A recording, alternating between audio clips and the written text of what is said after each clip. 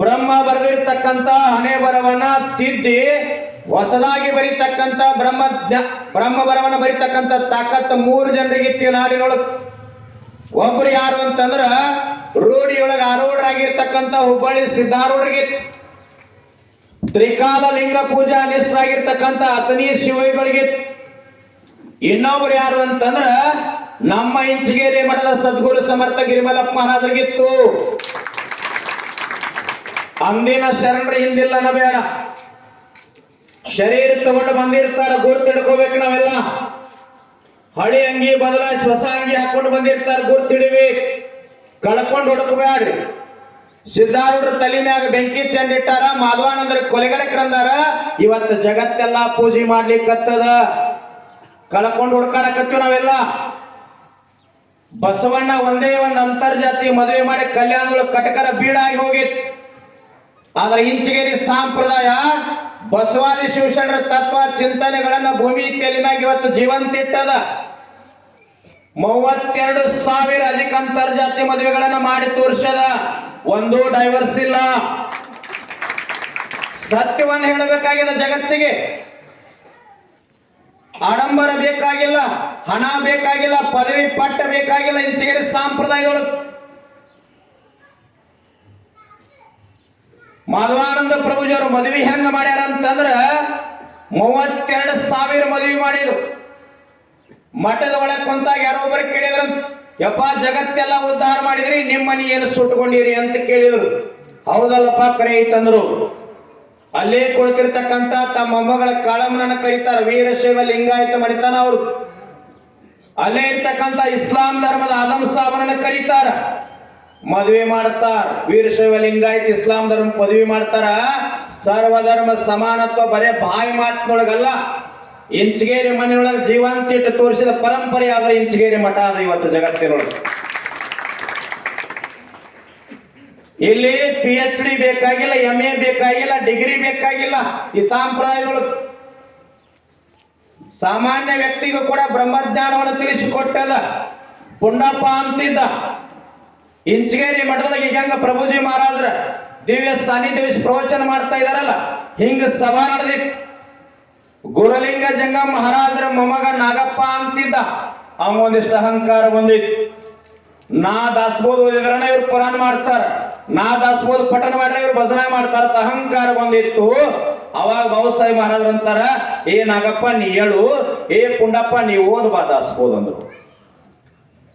ಅವಾಗ ಪುಂಡಪ್ಪ ಅಂತಾನ, ಯಪ್ಪ ಅದು ಮರಾಠಿ ಒಳಗೆ ದಾಸಬೋಧ ಅದ, ನಾ ಕನ್ನಡ ಶಾಲೆಗಿಂದು ಹಾಲಿಲ್ಲ, ನನಗೆ ಹೆಂಗ್ ಓದ್ಲಿಕ್ಕೆ ಬರ್ತದ್ರಿ ಅಂದವ.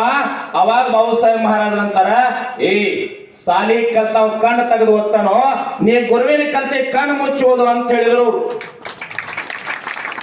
ಮರಾಠಿ ಒಳಗೆ ಇರ್ತಕ್ಕಂಥ ದಾಸಬೋಧ ಎದುರಿಗೆ ಕೂತ ಪುಂಡಪ್ಪ ಪೇಸ್ ತೆಗದ್ರ ಅಕ್ಷರ ಜ್ಞಾನ ಇರದೆ ಕೃತ. ಪುಂಡಪ್ಪಗ ಮರಾಠಿ ಓದು ಜ್ಞಾನ ಬರ್ತಂದ್ರ ಇದು ಇಂಚಗೇರಿಗೆ ಕೊಟ್ಟಿರ್ತಕ್ಕಂಥ ಜ್ಞಾನ.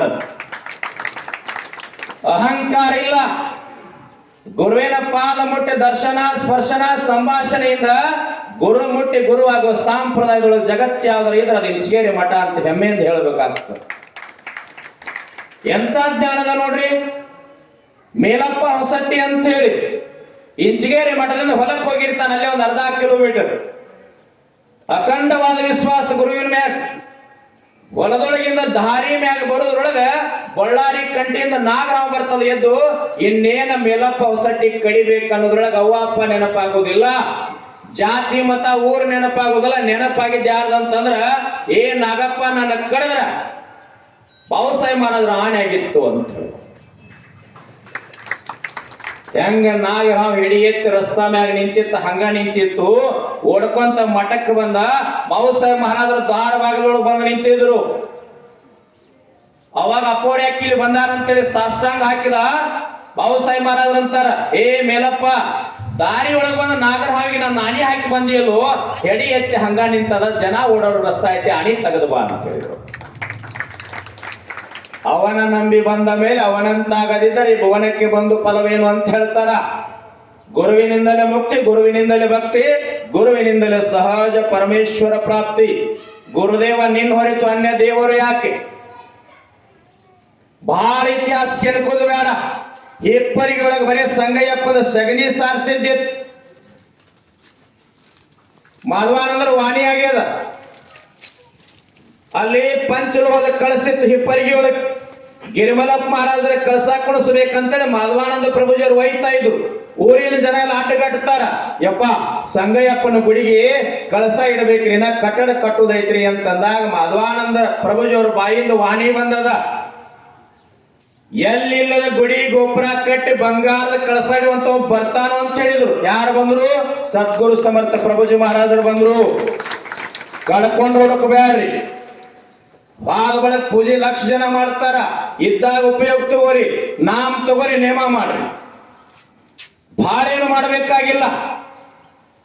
ಚಲ್ತಾ ಬೋಲ್ತಾ ದಂಧಾ ಕರಿತಾ ಕಾತಾ ಜೀವಿತ ಸುಖಿ ಹೋತಾ ನಾನಾ ಉಪಭೋಗ ಭೋಗಿತ ನಾಮ ಹೆಸರು ನಹಿ ಅಂತ ಹೇಳ್ತಾರ. ಕುಂತಾಗ ನಿಂತಾಗ ನಡೆಯುವಾಗ ಕೆಲಸ ಮಾಡುವಾಗ ತಾಯಂದ್ರ ಅಡಿಗೆ ಮಾಡುವಾಗ ರೈತರ ಹೊಲದಾಗ ದುಡಿಯುವಾಗ ಓಂ ನಮ ಶಿವಾಯ ಅನ್ರಿ, ಬಸವ ಅನ್ರಿ, ಬುದ್ಧ ಅನ್ರಿ, ಮಹಾವೀರ ಅನ್ರಿ, ಎಲ್ಲಾ ಅನ್ರಿ, ಜಿನೇಶ್ ಅನ್ರಿ, ಶಿವಯೋಗಿ ಅನ್ರಿ, ಓಂ ನಮ ಶಿವಾಯ ಅನ್ರಿ, ಬಸವ ಅನ್ರಿ, ಯಾರ ಹೆಸರಿನಿಂದ ಕರೆದ್ರು ಸಹಿತ ಹೋಗಿ ಭಗವಂತ ಮುಟ್ತದ. ಅದರ ವ್ಯರ್ಥ ಮಾಡ್ಕೋಬ್ಯಾಡ್ರಿ. ಆಯುಷ್ಯ 10 ಹತ್ತಲೆ 100, ನಿದ್ರೆಗೆ ಹೋಗ್ಯಾವು 50, ಪ್ರಾಯಕ್ಕೆ 20, ಪ್ರಾಯದಲ್ಲಿ ಮಾಡಿದ ಗಾಯಕ್ಕೆ 30. ವ್ಯರ್ಥ ಆಗಿ ಹೊಂಟದ ಬದುಕು, ಕಳ್ಕೋಬ್ಯಾಡ್ರಿ. ಕಲಬುರಗಿ ಶರಣಬಸಪ್ಪನವರಂತ ಆಗಿ ಹೋದು, ಗುಲ್ಬರ್ಗ ಬಾಗಲೋದು ಹೂವಿನ ತೋಟಗಳು ಹೂ ಹರಿತಿರ್ತಾರ. ಒಬ್ಬ ಭಕ್ತ ಓಡಿ ಬರ್ತಾನ, ಯಪ್ಪ ನನ್ನ ಮಗನ ಮದುವೆ ಐತ್ರಿ, ಒಂದು 20,000 ರೂಪಾಯಿ ಕೊಡ್ರಿ ಅಂತಂದಾಗ ಕಲಬುರಗಿ ಶರಣಬಸಪ್ಪನವ್ರು ಹೇಳ್ತಾರ, ನಾನು ಮಠಾಧೀಶ ಸ್ವಾಮೀಜಿ ಅದೀನಿಪ್ಪ, ನನ್ನ ಹತ್ರ ಎಲ್ಲಿದ ಹಣ ಬರ್ತದ ಅಂದ್ರು. ಏನಾದ್ರೂ ಮಾಡಿ ಕೊಡ್ಲೇಬೇಕ್ರಿ ಅಪ್ಪ ಅಂತಂದಾಗ ಹೂವಿನ ತೋಟದೊಳಗಿನ ನಾಗರಾವ ಬರ್ತದ. ಅವಾಗ ಶರಣಬಸಪ್ಪನವ್ರ ಅಂತಾರ, ಆ ಹಾವೇನು ಬಂದೈತಲ್ಪ ಹಿಡ್ಕೊ, ನಿನಗೆ ಚಲೋ ಆಗ್ತದ ಅಂತಂದಾಗ ಭಕ್ತಂದ, ಯಪ್ಪ ರೊಕ್ಕ ಕೊಡಂಗಾದ್ರ ಕೊಡ್ರಿ, ನಾಗರಾವ್ ಮುಟ್ಟಿ ನಮ್ಮನ್ನು ಕೊಲ್ಲಬೇಕಂತ ಮಾಡಿರಿ ಏನಂದ. ಅವಾಗ ಶರಣಬಸಪ್ಪನವ್ರ ಅಂತಾರ, ಇಲ್ಲೋ ನಿನಗೆ ಒಳ್ಳೇದಾಗ್ತದ, ಶುಭ ಆಗ್ತದ, ಮುಟ್ಟಂದಾಗ ಮುಟ್ಲಿಲ್ಲ, ಅಲ್ಲೇ ಹೊತ್ತಿತ್ತು. ನಾಗರಾವ್ ಮುಖ ಮುಂದ್ ಮಾಡಿ ಒಳಗೆ 70% ಒಳಗೆ ಹೋಯ್ತದ, 30% ಬಾಲ ಅಷ್ಟ ಉಳ್ದಿತ್ತು. ಈಗಲೇ ಮುಟ್ಟಂದ್ರ ಅವಾಗ ಅವನ ತಲೆಯಾಗ ಬರ್ತದ, ಭಕ್ತನ ತಲೆಯಾಗ. ನಾಗರಾವ್ ಮುಖ ಮುಂದ್ ಮಾಡಿ ಒಳಗೆ ಹೋಗ್ಯದ, ಬಾಲ ಮುಟ್ಟಿದ್ರ ನಾನೇನು ಕಡಿತೈತೇನಿ ಅಂದ. ಮುಟ್ಟಿದ 30% ಬಾಲ ಬಂಗಾರ ಅವನ ಕೈಯಾಗ ಬರ್ತದ. ಅವಾಗ ಶರಣಬಸಪ್ಪನವ್ರ ಕಡೆ ಮುಖ ನೋಡ್ತಾನ, ಯಪ್ಪ ಮುಖ ಮಾಡಿ ಮುಂದೆ ಒಳಗೆ ಹೋಗಿತ್ರಲ್ಲ ಹಾವು, ಸ್ವಲ್ಪ ಹೊರಗೆ ಮಾಡಲ್ಲ ಮುಟ್ತೀನಂತ ಹೊಯ್ತು ಹೋಗಂತ ಹೇಳಿದ್ರು ಅವ್ರು. ಕಳ್ಕೊಂಡ ಹುಡುಕಬೇಡ, ಆಯುಷ್ಯ ವ್ಯರ್ಥ ಆಗಿ ಹೊಂಟದ, ವಾಪಸ್ ಬರುವುದಿಲ್ಲ. 84 ಲಕ್ಷ ಜೀವಗಳಿಗೆ ಸುತ್ತ ಹಾಕಿ ಹಾಕಿ ಹಾಕಿ ಕೊನೆಗೆ ಮಾನವ ಜನಕ್ಕೆ ಬಂದದ.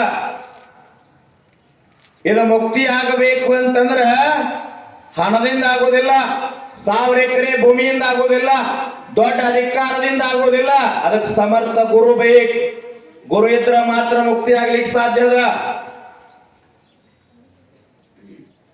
ನಾಮದೇವಂತಾಗಿ ಹೋದ. ತುಕಾರಾಮ್ ಮಹಾರಾಜರ ಸಮಕಾಲೀನರು.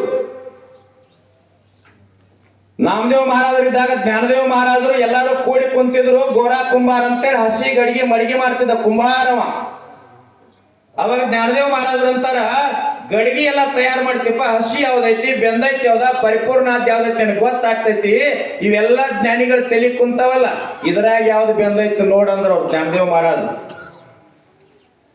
ಎಲ್ಲಾರ ತಲೆ ಬಡ್ಕೊಂತ ಬಂದ್ರೆ ಇದು ಪೂರ್ಣ ಆಗೈತಪ್ಪ, ಇದು ಪೂರ್ಣ ಆಗೈತಿ, ಇದು ಪೂರ್ಣ ಆಗೈತಿ ಅಂತ ಹೇಳಿದ್ರು. ಯಾವಾಗ ನಾಮದೇವ ಮಹಾರಾಜರ ತೆಕ್ ಬಂದಾಗ ನಾಮದೇವ ಮಹಾರಾಜ್ ಒಂದು ಸಣ್ಣ ಎಳೆಯತ್ತೊಳಗೆ ನಾವು ವಿಠ್ಠಲ ಜೊತೆ ಜೀವಂತ ಮಾತಾಡ್ತೀನಿ ಅಂತ ಹೇಳಿ ಅದ್ರಾಗ ತಲೆ ಬಡ್ದಾಗ, ಯಪ್ಪ ಇದು ಅರ್ಧ ಹಸಿ ಬೆಂದ ಮಡಿಕೆ ಐತ್ರಿ ಅಂದವ ನಾಮದೇವ ಮಹಾರಾಜರಿಗೆನ. ಅವಾಗ ನಾಮದೇವ್ ಅಂತಾನ, ನಾನು ವಿಠ್ಠಲನ ಜೊತೆ ಜೀವಂತ ಮಾತಾಡ್ತೀನಿ, ನನಗ ಅರ್ಧ ಬೆಂದಿಲ್ಲಂತಿ. ಸರಿ ಈ ಕಡೆಯಿಂದ ವಿಠ್ಠಲ ಕಡೆ ಬಂದ. ವಿಠ್ಠಲ್ ಹತ್ರ ನಿಂತಾಗ ವಿಠ್ಠಲ ಸಾಕ್ಷಾತ್ಕಾರ ಜೀವಂತ ಎದುರಿಗೆ ಬಂದ. ಹಂಗಲ್ಲ ನಾಮದೇವ್ ಅಂದ ವಿಠ್ಠಲ, ನಾ ದೇವ್ರ ನಿನಗೆ ಪ್ರತ್ಯಕ್ಷ ಆಗ್ಬೋದು, ಆರ ಗುರು ಉಪದೇಶ ಗುರು ಮಾರ್ಗದರ್ಶನ ಇಲ್ಲ, ನಿನಗೆ ಮುಕ್ತಿ ಇಲ್ಲ, ಗುರು ಮಾಡ್ಕೋ ಅಂತ ಹೇಳಿ. ಸದ್ಗುರು ವಾಕ್ಯ ಪರಿಪಾಲನಾ ಶಿಷ್ಯಾಂಚ ಮುಖ್ಯ ಲಕ್ಷಣ. ಗುರುವಿನಿಂದ ಎಲ್ಲ ಐತಿದು, ಗುರು ಇಲ್ಲಂದ್ರೆ ಇಲ್ಲ ಅಂತ ಹೇಳ್ತಾರ. ಆದ್ರ ಒಂದ್ ಮಾತು ನಾ ಏನ್ ಭಾಳ ಮಾತಾಡಿಲ್ಲ, ಅಪ್ಪೋರ ಆಶೀರ್ವಚನ ಐತಿ. ಒಂದಂತಂದ್ರ ಏನು ಬೇಡಬೇಕು ನಾವೆಲ್ಲ